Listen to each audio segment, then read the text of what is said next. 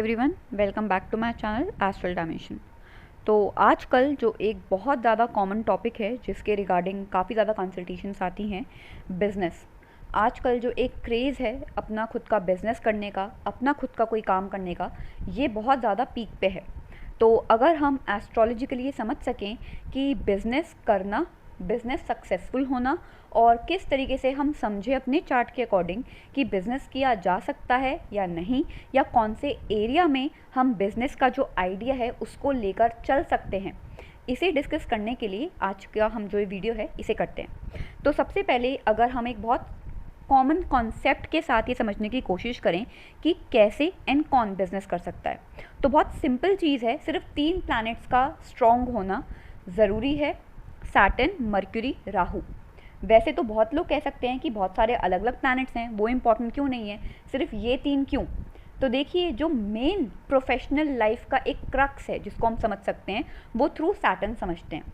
Business करने के लिए एक जिद होनी चाहिए कि चाहे आपका बिजनेस बार बार फेल हो रहा हो, हर कोई आपके अगेंस्ट हो, मना कर रहा हो, बट स्टिल आप अड़े हुए हैं अपनी जिद पे कि मैं तो ये काम करूँगा, और ये जिद रिलेटेड है प्रोफेशनल लाइफ से। तो इस एक चीज़ के लिए कौन रिस्पॉन्सिबल होगा? ऑटोमेटिकली सैटर्न, क्योंकि प्रोफेशनल लाइफ का जो कारक है वो सैटर्न है। और जिद को मल्टीपल अटेम्प्ट्स के बाद भी दोबारा खड़े हो जाने को जो चीज़ रिप्रेजेंट करता है वो कैप्रिकॉर्न है, जिसको अगेन कौन रिप्रेजेंट करता है? सैटर्न। तो सैटर्न का स्ट्रॉन्ग होना तो बहुत इंपॉर्टेंट है। नेक्स्ट, मर्क्यूरी का क्या ज़रूरत है बिजनेस के रिगार्डिंग? बिजनेस के सेंस में अगर हमें किसी भी चार्ट को समझना है तो मर्क्यूरी को हमने क्यों इंपॉर्टेंस दी है? बिजनेस के लिए कुछ चीज़ें जो सबसे ज़्यादा इंपॉर्टेंट है उसमें से एक है कम्युनिकेशन। अगर आप अफेक्टिवली कम्युनिकेट कर सकते हैं, अपनी बात को दूसरे तक कन्वे कर रहे हैं, चाहे अपने प्रोडक्ट के ज़रिए, चाहे अपनी एडवर्टीजमेंट के ज़रिए, चाहे अपने इंटेंशन के ज़रिए, चाहे अपने इनोवेशन के ज़रिए, चाहे अपने आइडिया के ज़रिए, उसको देखा जाता है थ्रू मर्क्यूरी। तो अगर आपका मर्क्यूरी ही स्ट्रांग नहीं है तो आप किस तरीके से दूसरे तक कम्युनिकेट कर रहे हैं? इवन अगर आप डांसर हैं और आपको डांस की फील्ड में ही अपना बिजनेस का एक एरिया जनरेट करना है, आपको एक डांसर बनना है और आपको एक डांस अकेडमी ओपन करनी है, तो आपको अपने डांस को इतना इफेक्टिवली कम्युनिकेट करना पड़ेगा कि आपकी जो टारगेट ऑडियंस है वो आपके डांस को समझे। और ये जो नॉलेज है ये मर्क्यूरी देता है कि कौन इंसान कितना इनोवेटिवली अपने आप को यूज़ कर रहा है दूसरे के साथ कम्युनिकेट करने से। और कम्युनिकेट इंसान सिर्फ वर्ड से नहीं करता है, इंसान कम्युनिकेट अपनी बॉडी लैंग्वेज से भी करता है, अपने एडवर्टीजमेंट से भी करता है, अपनी आंखों से भी करता है और अपने आइडिया से भी करता है, इवन अपने प्रिंसिपल से भी इंसान कम्युनिकेट करता है। तो आप किस तरीके से अपने क्लाइंट्स को, अपनी टारगेट ऑडियंस को रीच कर रहे हैं, ये रिस्पॉन्सिबिलिटी है मर्क्यूरी की, इसलिए मर्क्यूरी बिजनेस के लिए इंपॉर्टेंट है। तीसरा जो फैक्टर है वो है राहु। राहु का क्या इंपॉर्टेंस है? आज का टाइम, आज की एज राहु की है, और अगर आज के टाइम पे आपको बिजनेस करना है और बिजनेस में सक्सेसफुल होना है तो राहु का स्ट्रॉन्ग होना ज़रूरी है। और राहु एक ऐसा प्लैनेट है जो चाहे किसी भी साइन में हो, किसी भी हाउस में हो, उसको स्ट्रॉन्ग करने के कुछ टिप्स एंड ट्रिक्स होते हैं जिससे हम ये देख सकते हैं कि ठीक है, ये राहु हमारा इस तरीके से स्ट्रॉन्ग हो रहा है। उसके लिए हमें राहु का एलिमेंट समझना होता है। तो राहु को एक्टिवेट करना और राहु को इम्प्रूव करना आसान है किसी भी चार्ट के लिए, बट हाँ, कुछ टर्म्स एंड कंडीशंस होती हैं, कुछ सैक्रिफाइसेस होते हैं जो राहु को एक्टिवेट करने के लिए देने पड़ते हैं। तो एक एक करके हम एक सारी सेक्टर्स को कवर करने की कोशिश करते हैं कि किस तरीके से बिजनेस काम कर सकता है। नाउ सपोज करिए, सबसे पहला पॉइंट क्या हो सकता है कि अगर हमने ये देख लिया कि ठीक है, हमारे चार्ट में एवरेज हैं सैटर्न, मर्क्यूरी, राहु, अब क्या, कैसे बिजनेस करें? तो सबसे पहले कुछ पोजीशंस होती हैं जहाँ पे ये प्लैनेट्स काफ़ी अच्छा रिजल्ट दे सकते हैं। फॉर एग्जांपल, अगर आपका सैटर्न 3rd हाउस में है, 5th हाउस में है, 8th हाउस में है, 10th 11th हाउस में है, इन हाउसेस में सैटर्न काफ़ी ज़्यादा अच्छे तरीके से बिजनेस के चांसेस को इन्हांस करता है। लेकिन इन पोजीशन को समझने से भी पहले आपको एक चीज़ समझनी पड़ेगी, टाइम, दशा, ये किस तरीके से प्ले आउट करेगी। सपोज करिए आपके चार्ट में प्लैनेट्स तो स्ट्रॉन्ग हैं, लेकिन आपका जो टाइम है, जो दशा है, वो चल रही है सन की। अब सन की दशा के अंदर आपको करना है बिजनेस, तो यहाँ पे सन स्ट्रॉन्ग होना चाहिए ऑटोमेटिकली।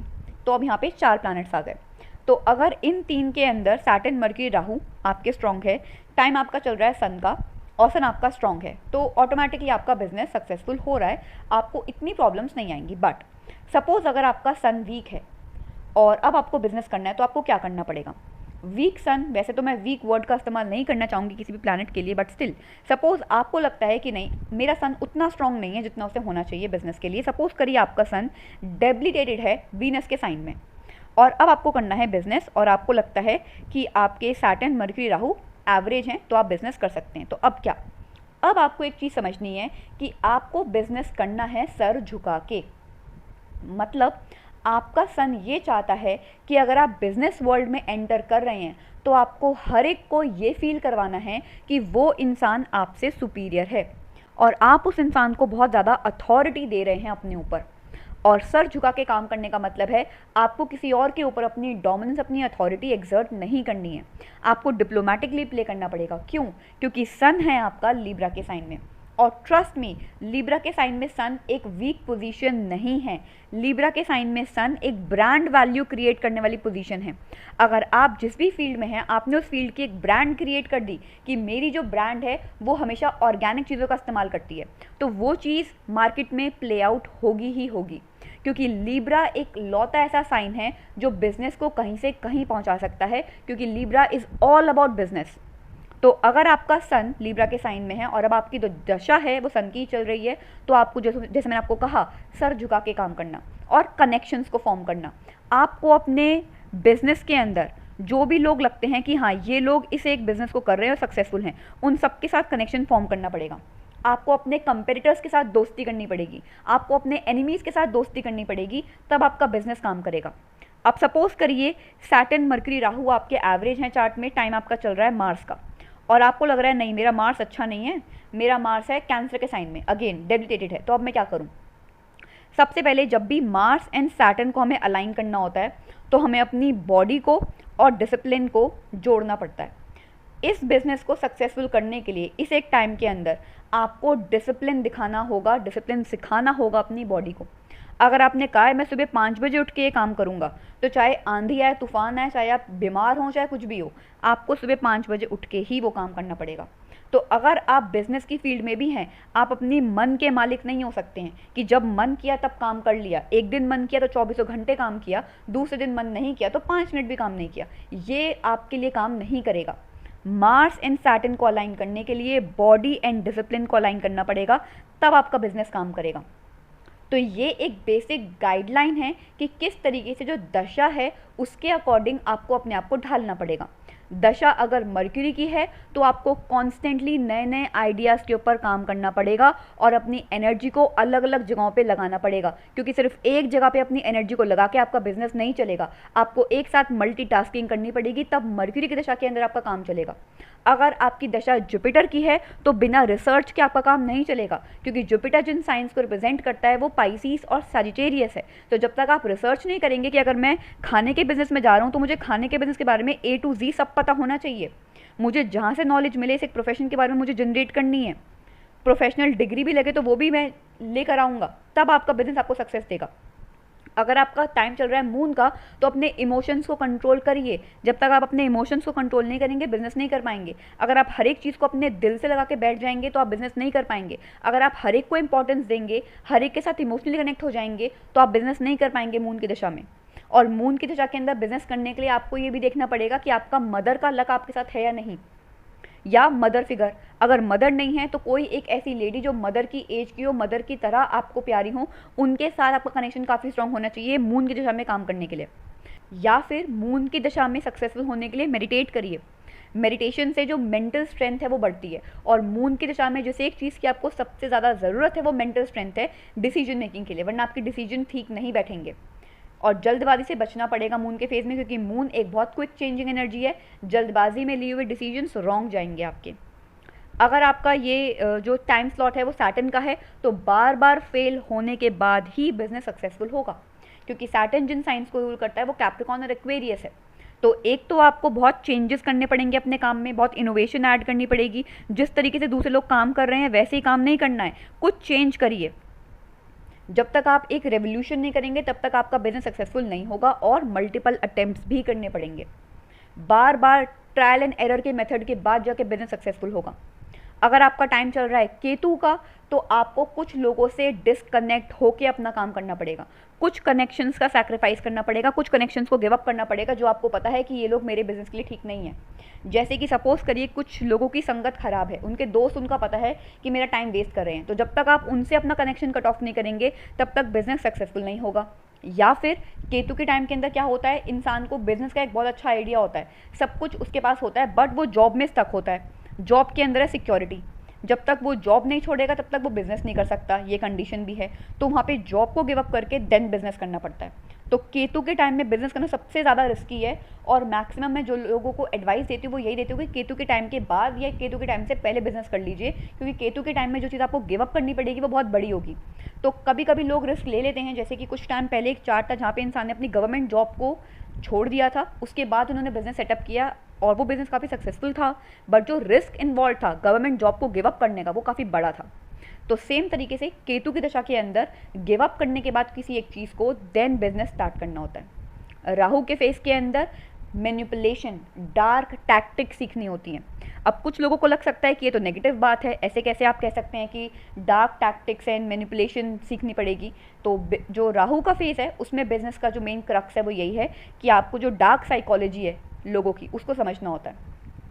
कभी कभी करप्ट लोगों के साथ इन्वॉल्व होकर काम करना पड़ता है। तो ये राहु का मेन सिग्निफिकेशन होता है कि इंसान के बिजनेस कुछ और होता है, वो दिखाता कुछ और है, जैसे हाथी के दांत खाने के कुछ दिखाने के कुछ। तो ये चीज़ राहु के फेस में एप्लीकेबल होती है, क्योंकि जो इंसान कह रहा होता है कि मेरा जो सामान है बहुत ऑर्गेनिक है, बहुत प्योर है, बहुत शुद्ध है, रियलिटी में उसकी चीज़ के अंदर मिलावट होती है। तो ये होता है राहु के फेस के अंदर अगर बिजनेस को सक्सेसफुल करना है, लेकिन बाद में इसके नेगेटिव इम्प्लीकेशंस होते हैं। बट ये एक वो चीज़ है जो मैं आपको बता रही हूँ कि हर एक दशा के अंदर किस तरीके से बिजनेस को पैन आउट किया जाता है। इसके बाद आता है साइन और हाउस इन्वॉल्वमेंट, कि अगर आपका अर्थ एलिमेंट के साइंस हैं, जैसे कि अगर आपका सैटर्न अर्थ एलिमेंट के साइंस में है, वर्गो, कैप्रिकॉन, टॉरस, तो आपको इस एक चीज़ का ध्यान रखना पड़ेगा कि एक ही बिजनेस के ऊपर स्टिक करके रहिए, चाहे उसमें बार बार फेल होना पड़े, तब जाके आप सक्सेसफुल होंगे। क्योंकि ये जो साइन है ये नहीं चाहते कि आप बहुत सारे चेंजेस करें, ये जो साइन है वो नहीं चाहते कि आप मल्टीटास्किंग करें। ये साइंस चाहते हैं आप एक जगह पे बैठ के पहले एक चीज़ को सक्सेसफुली अचीव कर लें, देन दूसरी चीज़ के ऊपर आप अपने एनर्जी एंड फोकस को लेकर जाएं। और ये जो साइंस हैं ये अर्थ एलिमेंट की चीज़ों का, स्टेबल चीज़ों का, ग्राउंडेड चीज़ों का, बड़ी चीज़ों का बिजनेस काफ़ी अच्छा करवाते हैं, and long term business plans को काफ़ी ज़्यादा सक्सेसफुल रखते हैं इन साइंस के अंदर। तो चाहे रियल इस्टेट हो, ऑटोमोबाइल सेक्टर हो, और इन्वेस्टमेंट्स हो लॉन्ग टर्म बेसिस के ऊपर, कंसल्टेशंस हों, या फिर जेमस्टोन्स का बिजनेस हो, डायमंड का बिजनेस हो, ज्वेलरी का बिजनेस हो, ऑर्गेनिक फार्मिंग हो, वीगन फार्मिंग हो, एग्रीकल्चर हो, रियल इस्टेट, आर्किटेक्चर, ये petroleum, natural gas, CNG, financial sectors और डर्माटोलॉजी, स्किन केयर, ये सेक्टर्स, हीलिंग सेक्टर काफ़ी स्ट्रॉन्ग रहते हैं। तो ये अर्थ एलिमेंट से रिलेटेड चीज़ें हैं। इसके बाद अगर वाटर साइंस के अंदर इन्वॉल्वमेंट है मर्क्यूरी, वीनस एंड सैटर्न का, मर्क्यूरी, राहु एंड सैटर्न का, तो वाटर साइंस के अंदर क्या है, एक तो वाटर साइंस बहुत स्टेबल नहीं है बिजनेस के लिए। तो अगर आपका वाटर साइन बहुत एक्टिव है इन साइंस के साथ, तो एक चीज़ का ध्यान रखिए, बिजनेस के साइड बाय साइड जॉब भी रखिए, क्योंकि वाटर साइंस के अंदर थोड़ी सी डिफ़िकल्टी आती है बिजनेस को सक्सेसफुली चलाने में। या तो एक प्लस पॉइंट ये हो सकता है कि आप अपने बर्थ प्लेस से दूर जाके बिजनेस करें, तब ये वाटर साइंस में सक्सेस देते हैं, या फिर आपको बिजनेस के साइड बाय साइड जॉब भी करनी पड़ेगी, तब जाके सक्सेस आती है। और इन साइंस में एक्सपोर्ट इंपोर्ट का बिजनेस काफ़ी अच्छा चलता है। इन साइंस के अंदर अगर आप अपने बर्थ प्लेस से दूर जाके क्लाइंट बेस फॉर्म कर रहे हो, तब बिजनेस सक्सेसफुल होता है। और वाटर साइंस में जो बिज़नेस है वो इमोशन के बेसिस के ऊपर चलता है। आपको लोगों के इमोशन के साथ कनेक्ट होना पड़ेगा। अगर आपके जो मेजर प्लैनेट्स है वो वाटर साइंस में है, या जो आपकी दशा चल रही है वो प्लैनेट वाटर साइन के अंदर है, तो आपको इमोशंस के साथ कनेक्ट होना है। जब तक आप अपने बिजनेस, सर्विस या प्रोडक्ट के साथ और लोगों के बीच में एक इमोशनल कनेक्शन नहीं डेवलप कर रहे हैं, तब तक वो बिज़नेस क्रिएट नहीं होगा। इवन अगर आप सोचिए कि आप टेक्सटाइल्स के बिज़नेस में हैं, तो आपको अपना एडवर्टाइजमेंट इस तरीके से करना है कि देखिए हमारा जो ब्रांड है वो इस तरीके से आपको कनेक्ट कर रहा है। जैसे कि लोगों को अपने ग्रैंड पेरेंट्स बहुत इमोशनली उनसे कनेक्ट होते हैं, तो ग्रैंड पेरेंट्स के लिए कुछ अलग सी लाइन क्रिएट करना टेक्सटाइल्स में। तो इस तरीके से जब तक आप इमोशंस के साथ कनेक्ट नहीं होंगे अपने प्रोडक्ट के साथ, तब तक आप बिजनेस नहीं कर पाएंगे, स्पेशली इन वाटर साइंस। इसके बाद एयर एलिमेंट। एयर एलिमेंट में बिजनेस काफ़ी स्ट्रॉन्ग रहता है, स्पेशली क्योंकि यहाँ पे एक तो साइन है हमारा लिब्रा का, देन एक्वेरियस एंड देन हमारा जेमिनाई। तो ये जो 3 साइंस हैं, इसके अंदर आपको ये ध्यान में रखना है कि आप एस्थेटिकली प्लीजिंग चीज़ें क्रिएट करें।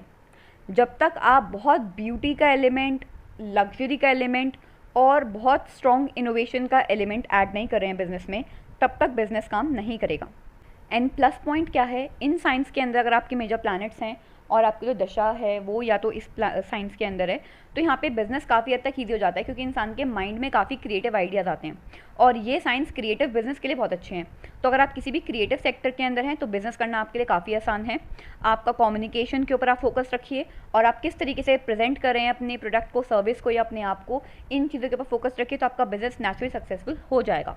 तो ये काफ़ी स्ट्रॉन्ग साइंस है फॉर बिजनेस। एंड दूसरी चीज़, एयर साइंस के अंदर आपको एक लग्जूरियस टच देना होता है अपने आप को और अपने प्रोडक्ट या सर्विस को। तो अगर लग्जरी के साथ आपने अपने प्रोडक्ट को रिलेट किया हुआ है तो वो बिजनेस आपका चलेगा।